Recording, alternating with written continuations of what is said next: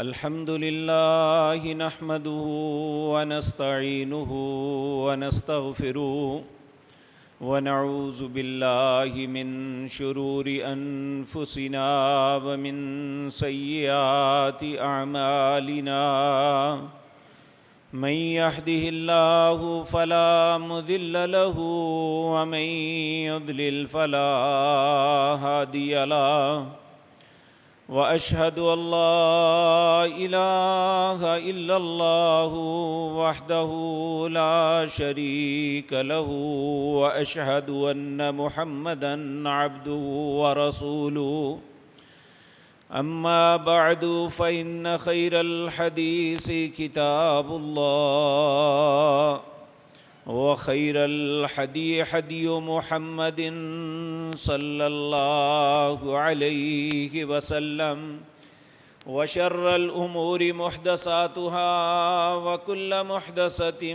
بدعة وكل بدعة ضلالة وكل ضلالة في النار رب اشرح لي صدري ويسر لي أمري واحلل عقدة من لساني يفقهوا قولي اللهم انفعنا بما علمتنا وعلمنا ما ينفعنا وزدنا علما رب أوزعني أن أشكر نعمتك التي أنعمت علي وعلى والدي وأن أعمل صالحا ترضاه وأصلح لي في ذريتي إني تبت إليك وإني من المسلمين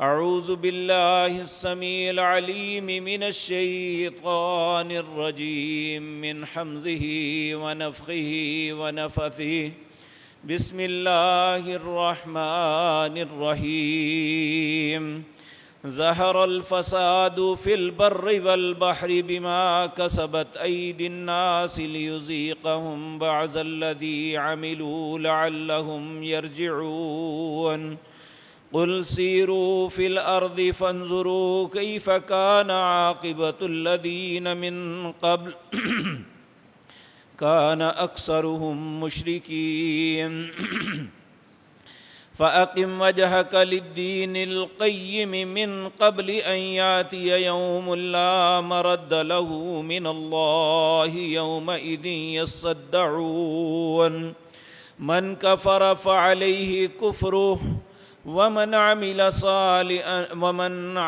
صالحا فلأنفسهم يمحدون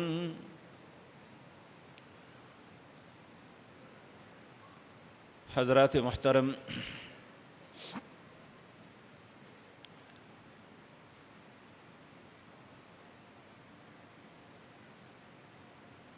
انسانی زندگی میں کبھی بھی ایک جیسے معاملات نہیں ہوتے،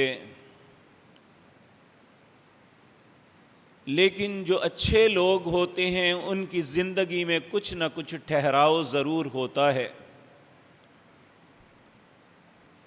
لیکن آج میں اور آپ جس وقت سے، جس دور سے اور جس کیفیت سے گزر رہے ہیں، ایک مزدور سے لے کر مل آنر تک، ایک سیلز مین سے لے کر دکان کے مالک تک، علی ھذا القیاس زندگی کی کسی بھی اکائی میں کام کرنے والا انسان جتنا خوف زدہ اس وقت ہے کبھی نہیں تھا۔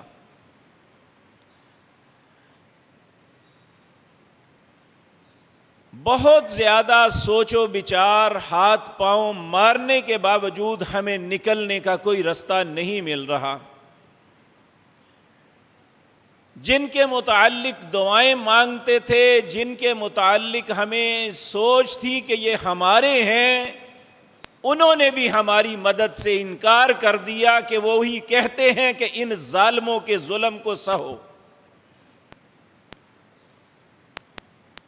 ایسے حالات میں بحیثیت مسلمان کیا ہمارے لیے مصیبتوں سے نکلنے کا کوئی رستہ بھی ہے یا نہیں ہے؟ تو میرے عزیز بھائیو، یہ بات یاد رکھیں کہ اللہ رب العزت کا ایک واضح اعلان ہے، لا تقنطوا من رحمت اللہ، میری رحمت سے کبھی مایوس نہ ہونا۔ لیکن یہ بات یاد رکھیں کہ اس کی رحمت کے حصول کے لیے کچھ رویوں کو ہمیں بدلنا ہوگا، کچھ اعمال اور عادات کو چھوڑنا ہوگا، اور کچھ ایسے کام ہیں جو نہیں کر رہے ہمیں کرنے ہوں گے۔ اللہ رب العزت قرآن عزیز کے اندر فرماتے ہیں وَرَحْمَتِي وَسِعَتْ كُلَّ شَيْءٍ، میری رحمت ہر چیز پہ وسیع ہے، لیکن فَسَأَكْتُبُهَا لِلَّذِينَ يَتَّقُونَ، میں اپنی رحمت خاص سے انہیں نوازتا ہوں جن کے دل میں میرا خوف بیٹھ جائے۔ آج اگر ہم اپنے رویوں کو دیکھتے ہیں تو یقین جانیے لوگوں کا ڈر ہے، حکومتوں کا ڈر ہے، اور چیزوں کا ڈر ہے، نہیں خوف تو ہمیں اپنے رب کا نہیں ہے۔ جبکہ اللہ رب العزت نے اس کو اتنی بڑی نعمت قرار دیا۔ ایک مقام پہ اللہ رب العزت فرماتے ہیں وَلَوْ أَنَّ أَهْلَ الْقُرَىٰ آمَنُوا وَاتَّقَوْا، ان بستیوں والوں کو کیا ہے اگر یہ صحیح ایماندار بن جائیں اور اپنے دل میں میرا ڈر پیدا کر لیں، لَفَتَحْنَا عَلَيْهِمْ بَرَكَاتٍ مِّنَ السَّمَاءِ، میں آسمان سے برکتوں کے دروازے کھول دوں گا اور زمین سے بھی برکتیں نکال دوں گا۔ لیکن انسان کرتا کیا ہے؟ وَلَكِنْ كَذَّبُوا، اللہ کی باتوں کو جھٹلاتا ہے، تسلیم نہیں کرتا، اپنے رویوں کو نہیں بدلتا۔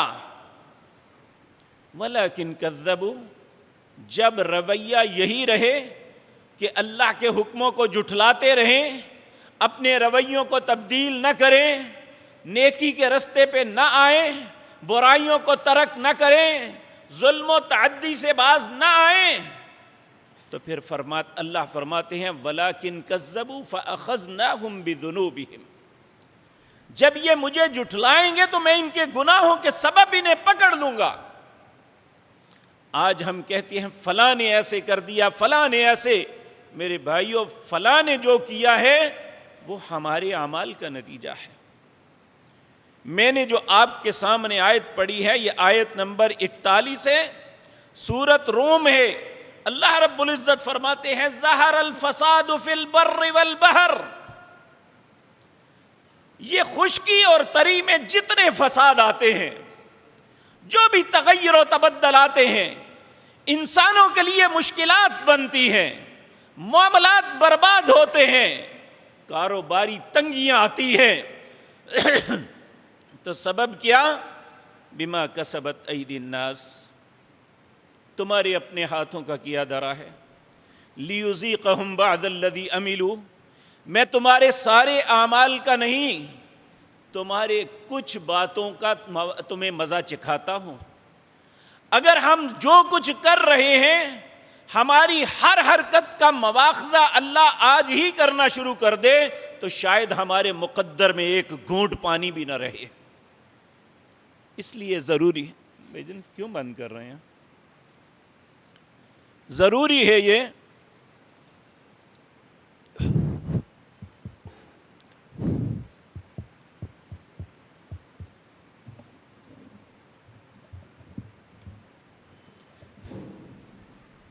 چل گیا،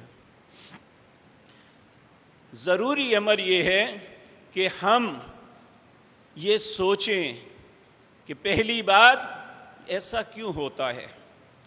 تاریخی اعتبار سے میں ایک بات آپ کے سامنے عرض کرتا ہوں۔ بنی اسرائیل یہ اللہ کی ایک محبوب قوم تھی، اللہ رب العزت نے ان کے ساتھ جتنا پیار کیا، دنیا میں جن نعمتوں سے اور جن عزتوں سے انہیں نوازا گیا کسی قوم کو نہیں نوازا گیا تھا۔ پھر ایک وقت ایسا آیا، ان کے علماء کا رویہ، ان کے حکمرانوں کا رویہ، ان کے عوام الناس کا رویہ جب غلط ہو گیا تو پھر اللہ نے انہیں وارننگ دی، جس کا تذکرہ سورۃ بنی اسرائیل میں ہے۔ اللہ فرماتے ہیں وَقَضَيْنَا إِلَىٰ بَنِي إِسْرَائِيلَ فِي الْكِتَابِ، ہم نے ایک فیصلہ کر دیا ہے بنی اسرائیل کے متعلق کتاب میں، لَتُفْسِدُنَّ فِي الْأَرْضِ مَرَّتَيْنِ، اگر تم زمین میں فساد پھیلانے سے باز نہ آئے، وَلَتَعْلُنَّ عُلُوًّا كَبِيرًا، تم پہ ایسے لوگوں کو مسلط کر دوں گا جن کے دل میں کوئی رحم نہیں ہوگا۔ بنی اسرائیل نے اس بات کو نظر انداز کیا کہ یہ انبیاء اور رسول، اللہ کی طرف سے وارننگز یہ تو آتی رہتی ہیں، ہم اپنا کام کریں، یہ اپنا کام کرتے رہیں۔ جس طرح آج ہمارا رویہ بن چکا ہے، آج ہم میں نبی تو موجود نہیں ہے، لیکن یہ ایک حقیقت ہے جس سے کوئی انسان انکار نہیں کر سکتا کہ جب بھی کوئی انذار ڈراوے کی بات کی جاتی ہے تو کہتے ہیں یہ ان کی عادت ہے ہمیں ڈرانا، ہمیں شاید یہ انہیں پسند ہی نہیں کہ ہم اچھی زندگی بسر کر سکیں۔ میرے بھائیو، کیا مفاد ہے؟ انبیاء کو کیا مفاد تھا؟ یا آج علماء حق کو کیا مفاد ہے کہ وہ آپ کو غلط فہمی میں رکھنے کے بجائے، آپ کو تمناؤں میں مبتلا کرنے کے بجائے ہر اس بات سے ڈراتے ہیں جو ہماری تباہی کا سبب بن سکتی ہے؟ تو اس وقت بھی یہی ہوا، اللہ نے ایک فیصلہ کر دیا، وَقَضَيْنَا إِلَىٰ بَنِي إِسْرَائِيلَ فِي الْكِتَابِ لَتُفْسِدُنَّ فِي الْأَرْضِ مَرَّتَيْنِ وَلَتَعْلُنَّ عُلُوًّا كَبِيرًا فَإِذَا جَاءَ وَعْدُ أُولَاكُمَا، جب انہوں نے اللہ کی اس بات کو نظر انداز کیا، اپنے رویے کو نہ بدلا، تو اللہ نے پہلا فیصلہ ان پہ نافذ کر دیا۔ پھر کیا ہوا؟ اس وقت فلسطین کے اوپر بنی اسرائیل کی حکومت تھی، اور ان کے اندر ایک نبی تھے جن کا نام یحییٰ علیہ السلام، جو زکریا کے بیٹے تھے۔ انہوں نے جب قوم کے لوگوں کو ایک بدکاری سے روکا تھا، اس وقت اس بادشاہ بھی اس مرض میں مبتلا تھا، وہ یہ تھا کہ اپنے بھائی کی بیٹی کے ساتھ شادیاں کرتے تھے۔ جب نبی نے روکا تو انہوں نے بجائے اپنی حرکت سے توبہ کرنے کے نبی کو قتل کر دیا، اور اس کا نتیجہ کیا نکلا؟ اللہ نے عراق کا ایک حاکم تھا بخت نصر، اللہ نے اسے ان پہ مسلط کر دیا۔ اس نے ایک دن کے اندر 70,000 یہودیوں کو قتل کیا تھا بیت المقدس کے ارد گرد، اور اس قتل عام میں وہ کوئی اچھا انسان نہیں تھا، نہ وہ اللہ کا محبوب تھا جسے اللہ نے ان پہ مسلط کیا تھا۔ حقیقتاً یہی لوگ تھے جو اس زمانے کے مسلمان تھے، لیکن اپنی بدکرداری کی وجہ سے، اپنی خباثتوں کی وجہ سے، اپنے کردار کی غلطیوں کی وجہ سے، اپنے اعمال کی نادرستگی کی وجہ سے اللہ رب العزت ناراض ہو کے ان پہ ایک ایسے شخص کو مسلط کر دیا جس کے دل میں کوئی ترس نہیں تھا۔ میرے بھائیو، ابھی وہ وقت تو نہیں آیا، لیکن آج بھی ہم پہ وہ ایسے حکمران اللہ کی طرف سے مسلط ہو چکے ہیں جن کی کسی کے دل میں کوئی ترس نہیں ہے۔ لوگ منتیں کرتے ہیں، وہ ہمیں کہتے ہیں کوئی غرض نہیں ہے ہمیں آپ سے، ہمیں آپ کے پیسے سے غرض ہے، وہ چھیننا ہی چھیننا ہے۔ ایسے حالات میں جب کوئی مدد کے لیے تیار نہیں، دنیا کا کوئی ایسے سورسز نہیں ہے جو ہمیں نظر آ رہے ہوں، تو کیا ایسے حالات میں ایک مسلمان کی حیثیت سے کیا کرنا چاہیے؟ آج کی مجلس میں یہی میں نے اور آپ نے سوچنا ہے۔ تو میرے عزیز بھائیو، سب سے پہلی بات جو ہماری بہت بڑی غلطی ہے، ہم جتنے بھائی یہاں بیٹھے ہیں، جتنی عزیز بہنیں مائیں اور بیٹیاں سن رہی ہیں، ہم سب اپنا محاسبہ اس بات پہ کریں۔ نبی مکرم صلی اللہ علیہ وسلم نے فرمایا، جو شخص سورج طلوع ہونے تک فجر کی نماز ادا نہیں کرتا، اللہ اپنے ذمے سے نکال دیتا ہے۔ بے شمار ایسے ہمارے مسلمان بھائی بہت اچھے دل والے، بہت خیر والے، 4 نمازیں وقت پہ ادا کرتے ہیں، فجر کی نماز یا پڑھتے ہی نہیں، اگر پڑھتے ہیں تو سورج اگنے کے بعد۔ میرے بھائیو، کیا ہماری بھائی جب اللہ کے ذمے سے نکل گئے، اللہ رب العزت نے ہمارا ذمہ سے بریت کا اظہار کیا، اب تم جانو اور تمہارا کام جانے، تو ہمارا دن کیسے خیر سے گزرے گا؟ جبکہ پیارے پیغمبر جناب محمد الرسول اللہ صلی اللہ علیہ وسلم شاید ان کی زندگی میں بنو قریظہ کے ساتھ لڑنے کے لیے جب نکلے تھے تو شاید وہ نمازیں قضا ہوئی تھی، وگرنہ نہ نماز پڑھنے کا تو تصور ہی نہیں پوری زندگی میں۔ جب تک آپ باہوش رہے، بلکہ اپنی بیماری کے اندر بھی آپ جمعرات کی مغرب کی نماز تک لوگوں کو جماعت کرواتے رہے۔ عشاء کے وقت اگر نہیں آئے تھے تو اٹھنے کے باوجود گرے، بے ہوش ہو گئے، پھر وضو کیا، پھر بے ہوش ہو گئے، 4 دفعہ ایسا کیا تو پھر کہا مرو ابا بکر فلیصلی بالناس، ابو بکر کو حکم دو لوگوں کو نماز پڑھے، یہ لوگوں کا تعلق اپنے رب سے کے ساتھ نہ ٹوٹ جائے، یہ اللہ کے ذمے سے نہ نکل جائیں کہیں۔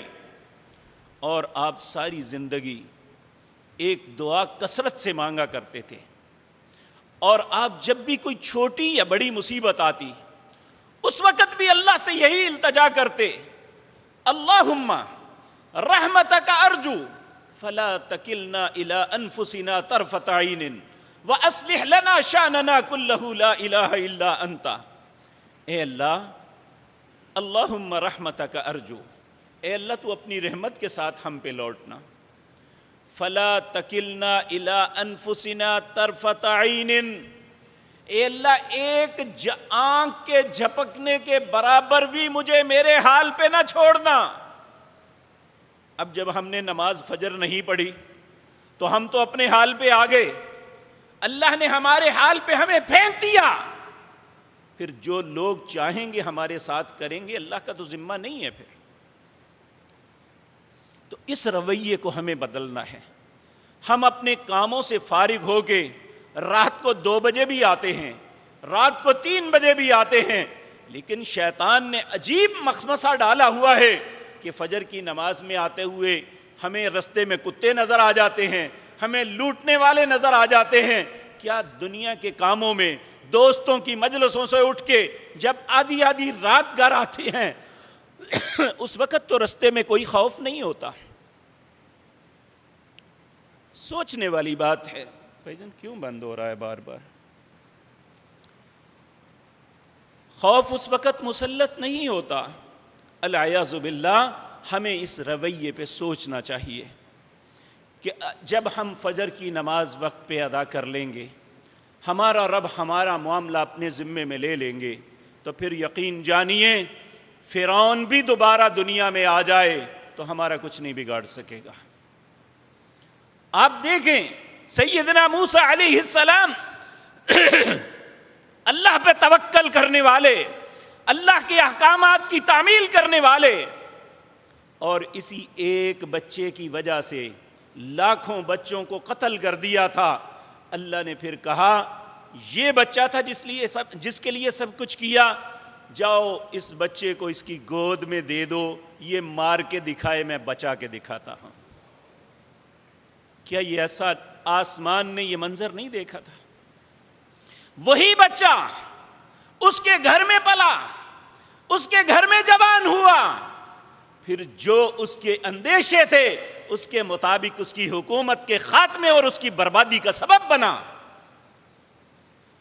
اب پوری قوم اذیت میں مبتلا ہے اپنی بدعملیوں کی وجہ سے، وہ ایک شخصیت اللہ کا فرما بردار ہے، اس کا کچھ نہیں بگاڑا۔ اور یاد رکھیں آج میں اور آپ بھی اگر اپنے مالک کے فرما بردار بن جائیں، اس کے حکموں کی اطاعت کرنی شروع کر دیں، اس کی نافرمانی سے اپنے آپ کو بچا لیں، تو میں پورے وثوق کے ساتھ یہ بات کہتا ہوں کہ یہ تو کچھ بھی نہیں ہے. یہاں فرعون بھی واپس پلٹ آئے تو انشاءاللہ کچھ نہیں بگاڑ سکتا، کیونکہ اللہ کا قانون اور اصول ہے وَإِن يَمْسَسْكَ اللَّهُ بِضُرٍّ فَلَا كَاشِفَ لَهُ إِلَّا هُوَ وَإِن يُرِدْكَ بِخَيْرٍ فَلَا رَادَّ لِفَضْلِهِ. جب اللہ تمہیں کسی مصیبت میں ڈال دے تو دنیا میں کوئی نہیں جو تمہیں کسی مصیبت سے نکال سکے. وَإِن يُرِدْكَ بِخَيْرٍ، اگر اللہ کا ارادہ تمہاری بھلائی کا ہو جائے، فَلَا رَادَّ لِفَضْلِهِ، ساری دنیا کے فرعون بھی مل جائیں، وہ اللہ کی خیر اور بھلائی کو تم سے نہیں روک سکتے. آج اگر ہم چاہتے ہیں اس مخمصے سے نکل آئیں، اس مصیبت سے نجات مل جائے، جس کنفیون کا شکار ہیں اس کنفیون سے نکل آئیں، یہ جو مصیبتیں ہم پہ نازل کی جا رہی ہیں ان مصیبتوں سے بچ جائیں، تو اپنی رب کی ناراضگی کو دور کر کے اس سے دوستی کر لیں. اور اس کا بہترین طریقہ یہ ہے اس کے فرائض کے معاملے میں جو ہماری زندگی میں کوتاہیاں ہیں ان کوتاہیاں کو دور کر دیں. یقین مانیے یہ کوئی مشکل کام نہیں ہے. پچھلے دنوں رمضان گزرا، رمضان میں اکثر مسلمان مسجد میں آ کے نماز پڑھتے رہے. کیا بگڑا کسی کا؟ جب ہم سب لوگ اپنے گھروں سے نکلیں گے اس وقت کیفیت یہ تھی کہ روزہ رکھنا، مسجدوں میں آنا، اور یہ رونق جس طرح آج 11 بجے شروع ہوتی ہے اس وقت سحری کے وقت شروع ہو جاتی تھی. جب ہم سب لوگ نکلیں گے کہ ہم اپنے رب کے ذمے میں آنا چاہتے ہیں، ہم اپنے رب کی حصار میں آنا چاہتے ہیں، ہمارا رب ہماری حفاظت کرے، تو پھر اس کے لیے ضروری ہے کہ نبی کریم صلی اللہ علیہ وسلم نے فرمایا کہ جو شخص 2 نمازوں پہ دوام کرتا ہے، دونوں اندھیرے کے اندر نمازیں ہیں، تو اللہ ہر اندھیرے سے اسے نجات دے دے گا، ہر سیاہ رات کو اس سے ختم کر دے گا. تو میرے پیارے بھائیوں، انہی دونوں نمازوں کے معاملے میں وہ بھائی جو نمازیں پڑھتے ہیں، جو نہیں پڑھتے ان کی تو بات نہیں ہے، جو پڑھتے ہیں وہ ان معاملے میں کوتاہی کا شکار ہیں آج. تو میری التجا ہے اپنی ذات سے بھی، آپ سے بھی، کہ اگر ہم چاہتے ہیں کہ ہم اللہ کی حفاظت میں آ جائیں تو اس کے لیے ضروری ہے کہ فجر کی نماز کا اہتمام کریں، جس طرح ممکن ہے اسے باجماعت ادا کریں. یقین مانیے جس طرح میرا رب اچانک آپ دیکھیں دوپہر پوری تمازت کے ساتھ سورج اپنی گرمی برسا رہا ہوتا ہے، اچانک اللہ کہیں سے ہوا لاتا ہے اور ہوا جو ہے بادل اٹھا کے لاتی ہے، ایک دم پورے ماحول کے اندر نہ صرف موسم بدل جاتا ہے، موسم میں خوبصورتی آ جاتی ہے، بلکہ سورج کی روشنی سب کچھ ختم ہو کے ایک اندھیرا چھا جاتا ہے. اگر میرا رب چند سیکنڈ میں ایسے حالات کو، موسمی حالات کو بدل سکتا ہے تو وہ کیا ہمارے برے حالات کو اچھے حالات میں نہیں کر سکتا؟ آج ضرورت اس امر کی ہے کہ مسلمان اپنے رب پہ بھروسہ کریں، اللہ رب العزت سے یہ دعا کریں، اللہم رحمتک ارجو، اے میرے اللہ تو اپنی رحمت کے ساتھ ہم پہ لوٹ، فلا تکلنا الی انفسنا طرفۃ عین، ایک آنکھ کے جھپکنے کے برابر بھی ہمیں ہمارے حالات پہ نہ چھوڑنا، وَأَصْلِحْ لَنَا شَانَنَا كُلَّهُ، اے اللہ ہمارے سارے معاملات کی تو اصلاح فرما دے، لا الہ الا انتا، کیونکہ تیری ذات کے علاوہ ہمارا کوئی الہ نہیں ہے. جب وہی ہمارا الہ ہے، ہمارے حالات سے وہ باخبر ہے، ہمیں اور بھلائی اور نیکی، خیر اور شر، یہ سب کچھ اس کے ہاتھ میں ہے. اور پھر دیکھیں یولج اللیل فی النہار ویولج النہار فی اللیل، اللہ رب العزت ہے ویخرج الحی من المیت ومخرج المیت من الحی، جو زندہ سے مردہ کو نکالتا ہے، جو مردہ سے زندہ کو نکالتا ہے، جو دن کو رات میں ڈالتا ہے اور رات کو دن میں پیوست کرتا ہے.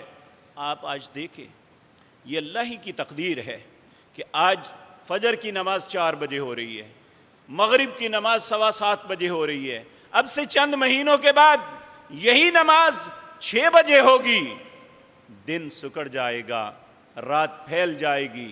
اب دن بڑا ہے، رات چھوٹی ہے، یہ دن اور رات کے تغیر و تبدل یہ اللہ کی ذات کے علاوہ کون ہے جو کر رہا ہے؟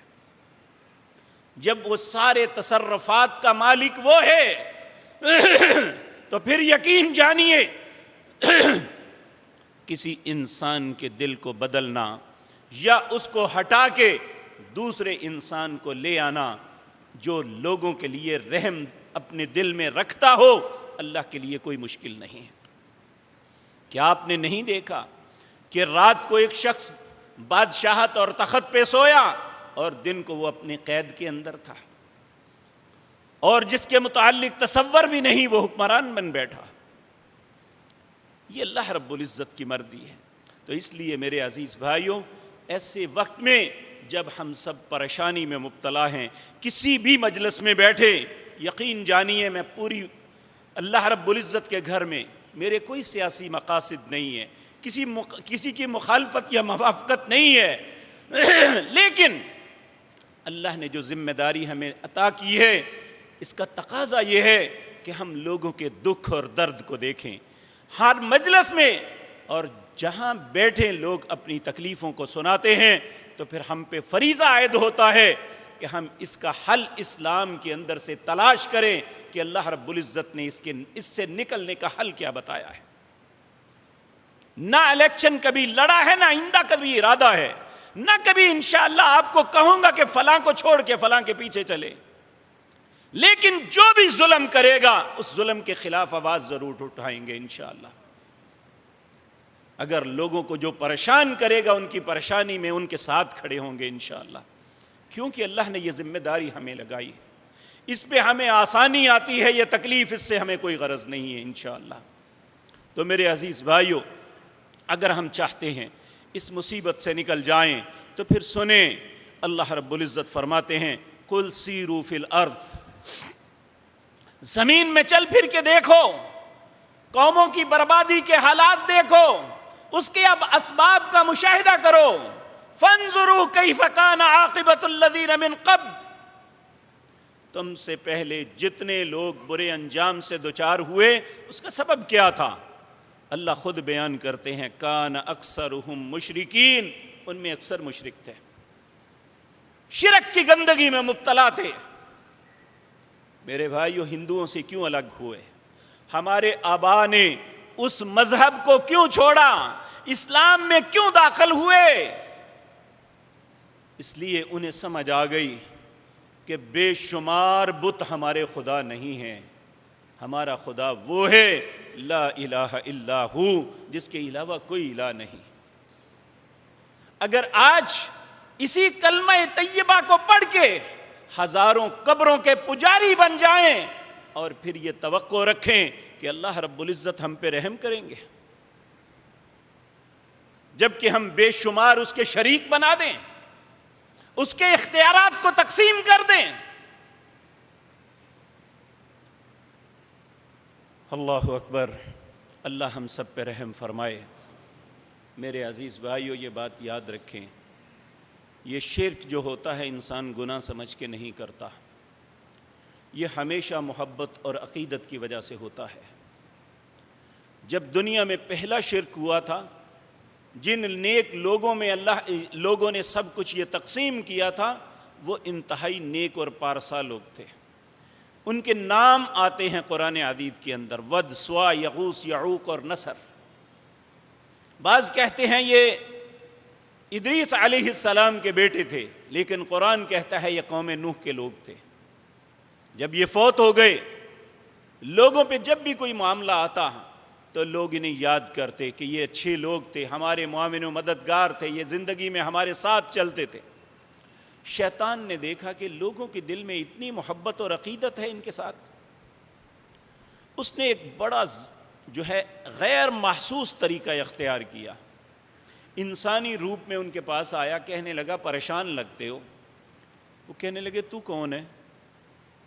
کہنے لگا میں جو بھی ہوں شاید تمہیں کوئی اچھا مشورہ دے دوں۔ انہوں نے کہا بات معقول کر رہا ہے۔ کہنے لگے ہمارے اندر یہ لوگ تھے، اب نہیں ہیں، ہم انہیں یاد کر رہے ہیں، یہ بہت اچھے لوگ تھے۔ کہنے لگا میں تمہیں ایک طریقہ بتاتا ہوں، تمہارے دل کو تسلی ہو جائے گی۔ کہنے لگے کیا؟ کہا جا عبادت کرتے ہو وہاں ان کی تصویریں لگا دو، اس سے کیا ہوگا؟ کہنے لگے ہونا کیا ہے، بس دیکھو گے تو تسلی ہو جایا کرے گی۔ انہوں نے ایسا ہی کر دیا۔ اب پہلے لوگ تو یہی تھے جو صرف دیکھ کے تسلی حاصل کرتے کہ یہ ہمارے بڑے تھے، اچھے تھے، لیکن جیسے جیسے وقت گزرتا گیا لوگوں کے رجحانات بدلتے گئے۔ آخر ایک ایسا وقت آیا جب نوح علیہ السلام کو اللہ نے مبعوث کیا، پوری کی پوری قوم اللہ کو فراموش کر کے ان 5 پیاروں کو اپنا خدا بنا بیٹھی تھی کہ یہ بارشیں برساتا ہے، یہ فلاں بچے دیتا ہے، یہ فلاں کام کرتا ہے، یہ فلاں کام کرتا ہے۔ تو اللہ رب العزت نے فرمایا وَدًّا وَلَا سُوَاعًا وَلَا يَغُوثَ وَيَعُوقَ وَنَسْرًا وَقَدْ أَضَلُّوا كَثِيرًا۔ اب انہوں نے گمراہ نہیں کیا، ان کی وجہ سے بہت سے لوگ گمراہ ہو گئے۔ اور پھر نوح علیہ السلام نے 950 سال اس قوم کو تبلیغ کی، لیکن جس قوم کے اندر یہ خباثت آ جاتی ہے وہ تو گناہ سمجھ کے کرتی نہیں ہے، وہ تو نیکی سمجھ کے کرتی ہے۔ وہ لوگ نہ سمجھے تو نوح علیہ السلام نے بالآخر اپنے رب سے دعا کی رب لا تذر علی الارض من الکافرین دیارا، اللہ اس کائنات میں ایک بھی ایسا گھر نہ چھوڑنا جو تیرے علاوہ کسی اور کی پوجا کرتا ہو، تیرے علاوہ کسی اور سے مدد مانگتا ہو۔ اللہ نے دعا قبول کر لی۔ اب جب ان کی تباہی کا وقت آیا تو ان میں ایک نوح علیہ السلام کا اپنا بیٹا بھی تھا۔ جب وہ طوفان آ گیا نوح علیہ السلام اور آپ کے ساتھی نیک لوگ کشتی میں سوار ہو گئے تو دیکھا بیٹا ڈوب رہا ہے۔ پہلے بیٹے کو سمجھایا۔ آپ دیکھیں جب عقل ماری جائے نا پھر انسان مصیبت کے وقت بھی اصلاح نہیں اپنی کرتا۔ نوح علیہ السلام نے بیٹے کو دیکھا تو باپ باپ ہوتا ہے، بیٹا چاہے جیسا بھی ہو۔ کہنے لگے یا بنیہ، اے میرے پیارے بیٹے، ارکب معنا، میرے ساتھ سوار ہو جا۔ کہنے لگا نہیں میں تو نہیں سوار ہوں گا۔ قال سآوی الی جبل یعصمنی من الماء، وہ پہاڑ کی چوٹی ہے میں اس پہ چڑھ کے اپنے آپ کو بچا لوں گا، تیرے ساتھ سوار نہیں ہوں گا۔ نوح علیہ السلام نے کہا لا عاصم اليوم من امر اللہ، بیٹے آج صرف جسے اللہ بچائے گا وہ بچے گا، اپنے آپ کوئی نہیں بچ سکتا۔ الا من رحم، صرف وہ بچے گا جس پہ رب رحم کرے گا۔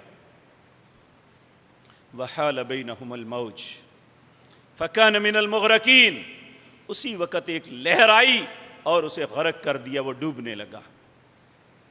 نوح علیہ السلام نے اپنے ہاتھ اپنے رب کے سامنے اٹھا دیے کہ اے اللہ ان ابنی من اہلی وان وعدک الحق وانت احکم الحاکمین، اے اللہ یہ میرے اہل میں سے ہے، تیرا وعدہ ہے میں تیرے اہل کو بچاؤں گا۔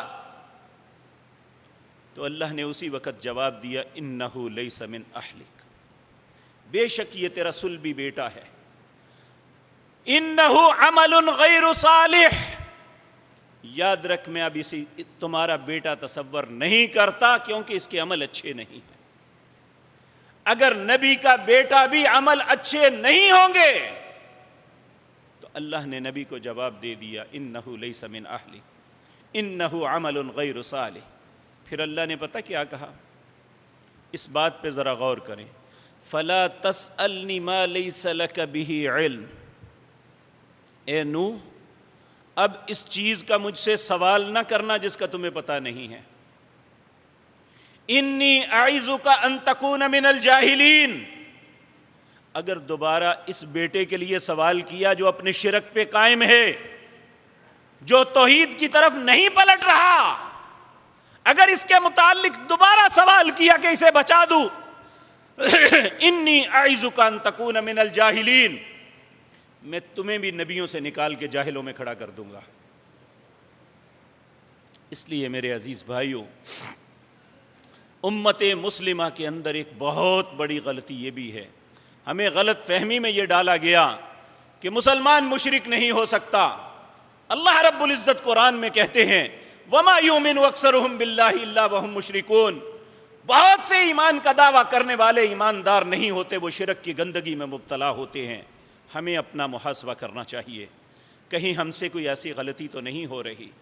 پیارے نبی جناب محمد الرسول اللہ نے فرمایا ایھا الناس، اے لوگو، اسمعوا قولی، میری بات کو سنو، اتقوا ھذا الشرک، اس شرک سے بچ کے رہنا، فإنہ اخفی من دبیب النمل، یہ تمہارے اندر اس طرح داخل ہوتا ہے جس طرح چیونٹی چڑھ جاتی ہے، اور چیونٹی کے چڑھنے کا احساس نہیں ہوتا، اس طرح اس شرک کے داخل ہونے کا احساس نہیں ہوتا۔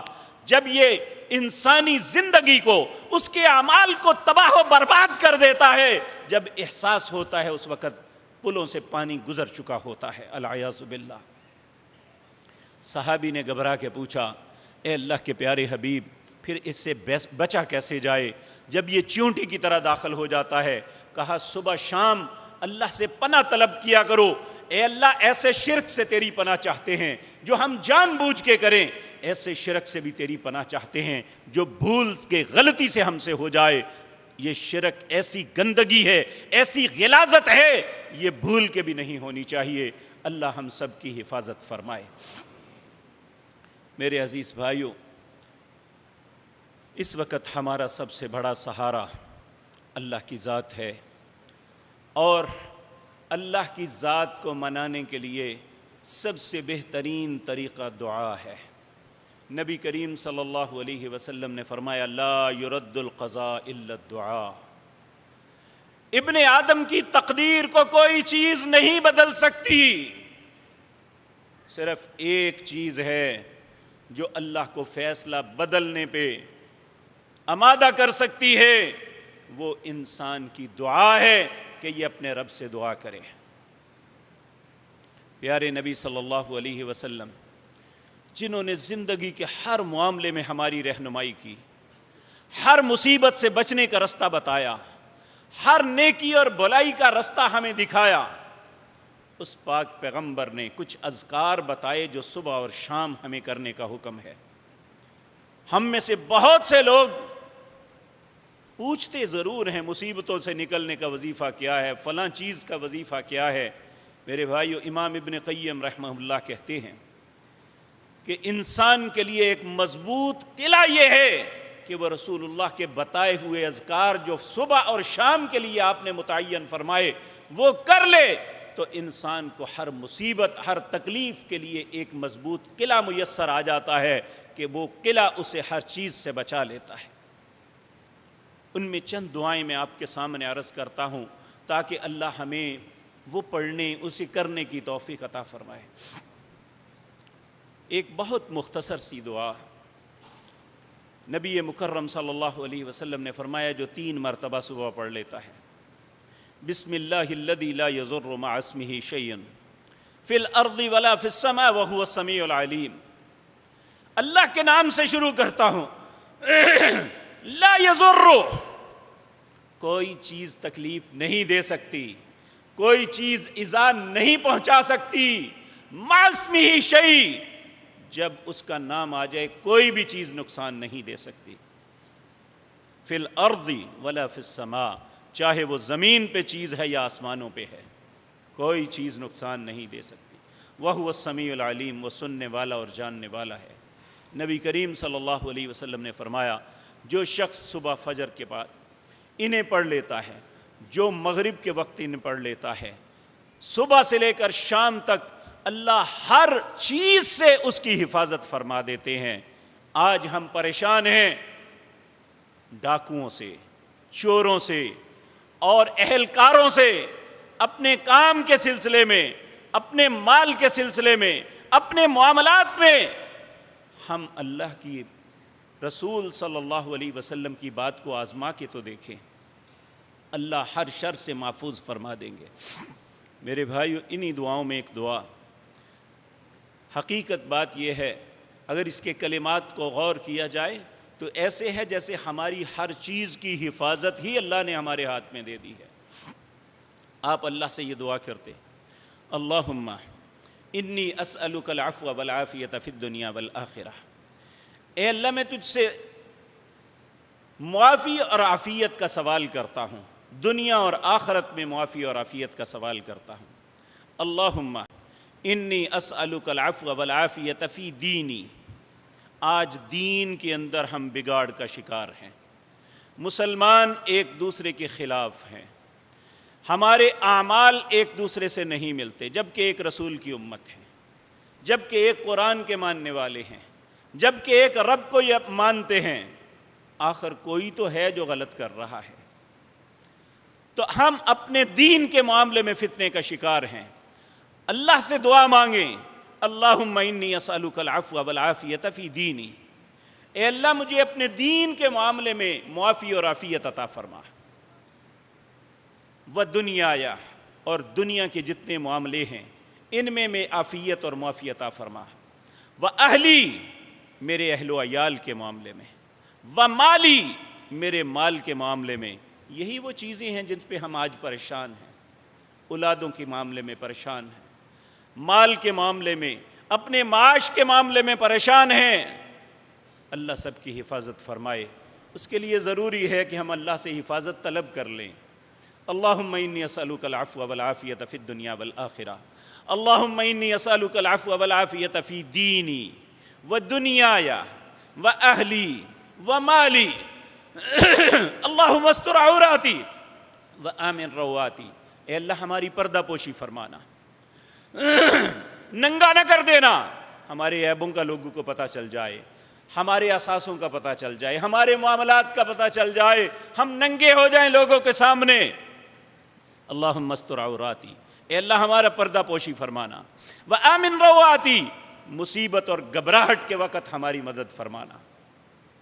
اللہم احفظنی من بین یدی، اے اللہ تو آگے سے حفاظت فرما، ومن خلفی، اے اللہ پیچھے سے حفاظت فرما، وعن یمینی، دائیں سے حفاظت فرما، وعن شمالی، بائیں سے حفاظت فرما، ومن فوقی، اوپر سے حفاظت فرما، وَأَعُوذُ بِعَظْمَتِكَ أَنْ أُغْتَالَ مِنْ تَحْتِي، اے اللہ میں تیری عزت کی پناہ میں آتا ہوں کہ نیچے سے مجھے کوئی ہلاک نہ کر دے۔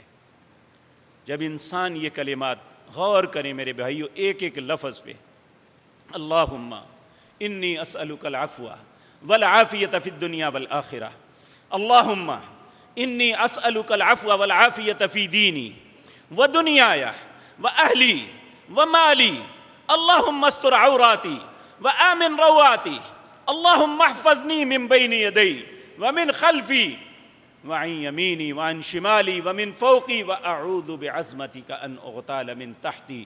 جب یہ ساری چیزوں کا سوال ہم اپنے رب سے کر لیں، نبی مکرم صلی اللہ علیہ وسلم نے فرمایا اللہ اس کی حفاظت اور اس کی عافیت کا ذمہ اپنے اوپر لے لیتے ہیں۔ جب اللہ کسی کی حفاظت کا ذمہ لے لے، اللہ رب العزت اس کی حفاظت کے لیے اعلان فرما دیں، کائنات میں کون ہے جو اسے نقصان دے، جو اس کا مال چھین سکے، جو اس کی اولاد، جو اس کے اہل، جو اس کے دین میں کوئی بات ایسی کر سکے، ہم یہ سب کچھ اللہ سے کریں۔ آج ہماری مصیبتوں سے نکلنے کا ایک ہی رستہ ہے، ہماری پریشانیوں کے خاتمے کا ایک ہی رستہ ہے، وہ ہے ہم اپنے رب سے التجا کریں، وہ ہمارا رب ہمارے حالات کو درست کر دے گا۔ کوئی ایسی تکلیف، کوئی ایسا شر باقی نہیں رہے گا۔ لیکن میرے پیارے بھائیوں، شک میں مبتلا رہنے والے کی دعا کو اللہ قبول نہیں کرتے۔ یہ سب کچھ لینے کے لیے ضروری ہے کہ ہم اپنے رب پہ توکل کریں، اس پہ بھروسہ کریں کہ واقعتاً جو میں کہہ رہا ہوں، جسے کہہ رہا ہوں، وہ کر سکتا ہے۔ کیونکہ قرآن میں اللہ فرماتے ہیں وَمَن يَتَوَكَّلْ عَلَى اللَّهِ، جو شخص بھی اپنے رب پہ بھروسہ کرے گا فَهُوَ حَسْبُهُ، اللہ اس کے لیے کافی ہو جائے گا۔ اسی طرح میرے عزیز بھائیوں، آج ٹینشن مختلف معاملات کی ہماری زندگی کے ساتھ چمٹ کے رہ گئی ہے۔ بہت سے لوگ جو بہت اچھے ہیں، بے خوابی کا شکار، رات کو نیند نہیں آتی، پریشانیوں نے ڈیرے ڈالے ہوئے ہیں، سب کچھ ہونے کے باوجود پریشانیاں ہیں، اور پریشانیاں ایسی ہیں کہ جان نہیں چھوٹ رہی۔ نبی کریم صلی اللہ علیہ وسلم نے فرمایا، جو شخص 7 مرتبہ صبح 7 مرتبہ رات کو یہ کلمات، سورۃ توبہ کی آخری آیات، حسبی اللہ لا الہ الا ہو علیہ توکلت وہو رب العرش العظیم، کافی ہے میرے لیے اللہ، حسبی اللہ، کافی ہے میرے لیے اللہ ہی، علیہ توکلت، میرا بھروسہ صرف اسی کی ذات پہ ہے، لا الہ الا ہو، اس کے علاوہ میرا کوئی الہ نہیں، حسبی اللہ لا الہ الا ہو علیہ توکلت، میرا بھروسہ اسی پہ ہے، وہو رب العرش العظیم، وہ عرش عظیم کا رب ہے۔ نبی کریم صلی اللہ علیہ وسلم نے فرمایا، دنیا اور آخرت، دنیا، قبر، حشر، جنت، جہنم، جو بھی دنیا اور آخرت میں پریشانیاں آنے والی ہیں یا آ چکی ہیں، اللہ سب پریشانیوں سے اس کی حفاظت فرما دیں گے جو ان کلمات کو ایمان اور عقیدے کے ساتھ واقعتاً اپنے رب پہ توکل کر کے پڑھے گا۔ لیکن اگر ہم صرف ایک وظیفے کے طور پہ پڑھیں گے، اس پہ ہمارا ایمان نہیں ہوگا اور اس پہ ہمارا عمل نہیں ہوگا، تو پھر یہ ایک وظیفہ ہی ہوگا، یہ کلمات ہی ہوں گے جو طوطے کی طرح رٹ کے ہم نے کہہ دیے۔ جس طرح طوطے کو جو مرضی سکھا دیں وہ کہتا رہتا ہے، اسے شعوری طور پہ کچھ بھی پتہ نہیں ہوتا میں کیا کہہ رہا ہوں، لیکن وہ کہہ رہا ہے۔ ہمیں اس طرح نہیں، بلکہ ان کلمات کو ایک دعا کی حیثیت سے اور سمجھ کے اس کے مطابق اپنا عقیدہ بنا کے اپنے رب سے ان التجاؤں کو کرنا چاہیے۔ اگر ہم چاہتے ہیں کہ ہماری مصیبتیں ختم ہو جائیں، اگر ہم چاہتے ہیں یہ پریشانیاں مٹ جائیں، یہ سیاہ بادل چھٹ جائیں اور موسم میں خوشگوار معاملے ہو جائیں، ہمارے کاروباری معاملے مستحکم ہو جائیں، تو پھر ہمیں لوٹنا ہوگا اپنے رب کے ذکر کی طرف، کیونکہ اللہ رب العزت نے فرمایا، وَمَنْ أَعْرَضَ عَنْ ذِكْرِي، جب میرے ذکر سے اعراض کرو گے، جو میں نے کہا ہے اس کی پرواہ نہیں کرو گے، وَمَنْ أَعْرَضَ عَنْ ذِكْرِي، پھر میں کیا کروں گا، فَإِنَّ لَهُ مَعِيشَةً ضَنْكًا، میں تمہاری معیشت تم پہ تنگ کر دوں گا۔ آج ہماری معیشت ہم پہ تنگ ہے، میلوں لمبی فیکٹریاں ہونے کے باوجود ہماری معیشت ہم پہ تنگ ہے۔ کیوں؟ ہم نے اللہ کے ذکر سے اعراض کیا۔ حقیقت بات یہ ہے کہ میں پہلے بھی عرض کیا، میں نام نہیں لوں گا، اس شہر کے ٹاپ کے صنعت کاروں میں ایک، اب وہ دنیا میں نہیں ہیں، اللہ رب العزت انہیں معاف فرمائے اور انہیں جنت اچھی انسان تھے، لیکن اس کے باوجود ایک دن ایک جنازے کے بعد مجھے گلے لگا لیا اور رو کے کہنے لگے، اسد اللہ سے دعا کرو اللہ سکون عطا کر دے۔ میں اتنا سخت دھچکا لگا کہ اللہ نے ہر نعمت سے نوازا ہے۔ ان کی گاڑی دنیا گجرانوالے میں سب سے بہترین سواریوں میں ایک سواری ہے، ان کا گھر گجرانوالے کے گھروں میں سب سے بہترین گھروں میں ایک گھر ہے، ان کی فیکٹری لوگ اس کی مثالیں دیتے ہیں، تو یہ کہہ کیا رہے ہیں؟ میرے بھائیو، یہ اللہ سکون اس وقت چھینتا ہے جب ہم اللہ کے احکامات کی طرف توجہ نہیں دیتے، اس کے ذکر سے اعراض کرتے ہیں۔ اس نے سود کو کہا ہے جنگ ہے، ہم اپنے کاروباروں میں اسے ضرور شامل کرتے ہیں۔ میرے بھائیو، اسی چیز نے ہمارا سکون چھینا ہوا ہے۔ اب ہم چاہتے ہیں کہ ہمیں سکون مل جائے، ہماری دنیا اور آخرت میں ہمیں ایک خوشی مل جائے، تو اللہ رب العزت فرماتے ہیں، من عمل صالحا من ذکر او انثى فلنحیی وہو مؤمن فلنحیینہ حیاتا طیبہ، جو بھی مرد ہے یا عورت اگر ایماندار بن کے نیک عمل کرے گا، میں اسے بہترین خوبصورت گزرانے زندگی عطا کروں گا۔ تو اس کے لیے، اچھی زندگی کے لیے نیک اعمال ضروری ہیں۔ اللہ ہمیں اس طرف لوٹا دے۔ پرسوں ایک کلپ دیکھا، یہ کوئی حدیث تو نہیں، لیکن اس بندے نے بڑی درد کے ساتھ اور بڑی خوبصورت باتیں کہی۔ اس نے کہا، اے امت رسول، میری آپ سے منت ہے صلی اللہ علیہ وسلم، جب بھی تم اپنے سجدے میں جاؤ 3 دعائیں ضرور کیا کرو۔ پہلی دعا اس نے کہا، یہ اللہ سے دعا مانگو، اللہم ارزقنا حسن الخاتمہ، اے اللہ مجھے اچھے انجام کا رزق عطا فرما، یعنی مجھے موت آئے تو میرا انجام بہت اچھا ہو۔ دوسری دعا اس نے کہا، اللہم انی اسألک اللہ اکبر۔ دوسری دعا انہوں نے یہ فرمائی کہ اللہ سے یہ دعا کرو، یا مثبت القلوب ثبت قلوبنا علی دینک، اے دلوں کو جمانے والے، اے دلوں کو پھیرنے والے، میرے دل کو اپنے دین کی طرف پھیر لے۔ اور تیسرے کے لفظ میرے ذہن میں اس وقت محو ہو چکے، وہ بہت خوبصورت لفظ تھے۔ تو اللہ رب العزت ہمیں بھی ہمیں دین کے ساتھ تمسک عطا فرمائے۔ ہماری دنیا اور آخرت کی بقا اس دین کے ساتھ ہے۔ دین کسی مولوی کا نام نہیں ہے، دین اللہ کی کلام قرآن کا نام ہے، دین محمد الرسول اللہ کے فرمان کا نام ہے۔ یہاں بھی اللہ رب العزت نے ہمیں حکم دیا کہ اگر زمین اور سمندروں میں فساد سے بچنا چاہتے ہو تو فَأَقِمْ وَجْهَكَ لِلدِّينِ الْقَيِّمِ، اپنے چہرے کو جو قیم دین ہے، جو محمد الرسول اللہ لے کے آئے تھے، جو کسی پیر امام کا قول نہیں، محمد الرسول اللہ کا دین ہے، فَأَقِمْ وَجْهَكَ لِلدِّينِ الْقَيِّمِ مِنْ قَبْلِ أَنْ يَأْتِيَ يَوْمٌ لَا مَرَدَّ لَهُ، اس سے پہلے کہ ایسا وقت آ جائے کہ پھر لوٹنے کا کوئی رستہ نہ بچے، اس سے پہلے فَأَقِمْ وَجْهَكَ لِلدِّينِ الْقَيِّمِ، دین قیم کی طرف لوٹ آؤ۔ اللہ ہمیں یہ سمجھ نصیب فرما دے۔ تو پھر اللہ فرماتے ہیں، من کفر فعلیہ کفر، اگر انکار کرو گے تو اس کا وبال بھی تمہیں بھگتنا پڑے گا۔ ومن عمل صالحا فلانفسہم یمحدون، اگر نیک عمل کی توفیق مل جائے تو پھر تعریف کرنا اپنے رب کی کہ میرے رب نے مجھے اچھے رستے پہ لگا دیا۔